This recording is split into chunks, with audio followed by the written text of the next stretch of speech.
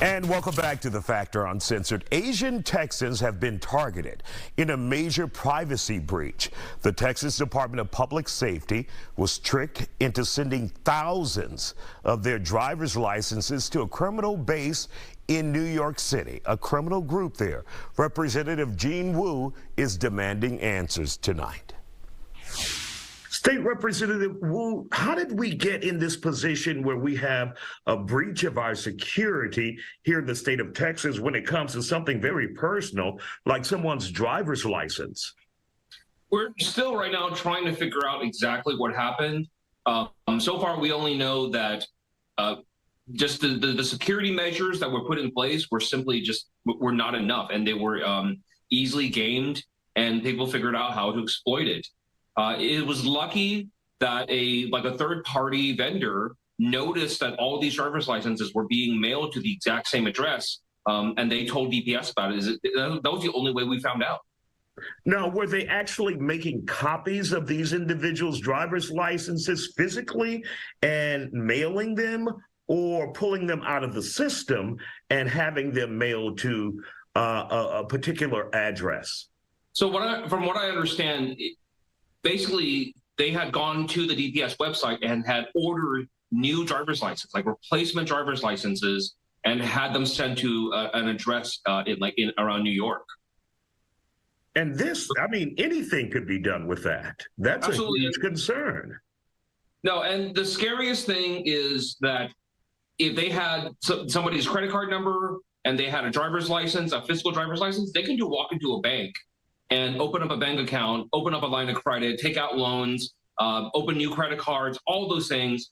And it would be hard for the victim to prove that it wasn't them, because the people who opened the account had a physical driver's license. Now, why do we think they are targeting individuals of Asian descent or with Asian surnames? We don't know yet. We're trying to find that out. And I think some of it may have just been, it was convenient. And some of it may just be that we think that the organized criminal gang might have been Asian, so that it was just convenient for them to do that, and that was a target.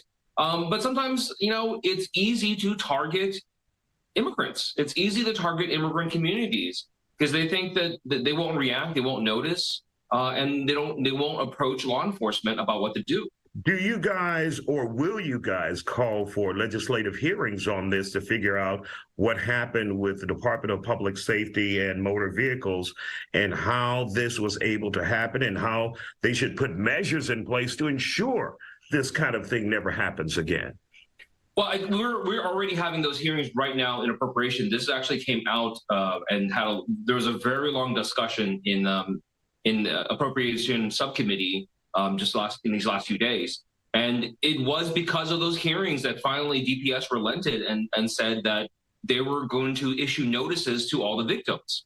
DPS has been sitting on this information since like the end of last year. And that should be a piss-off factor that they've been sitting on it for a year.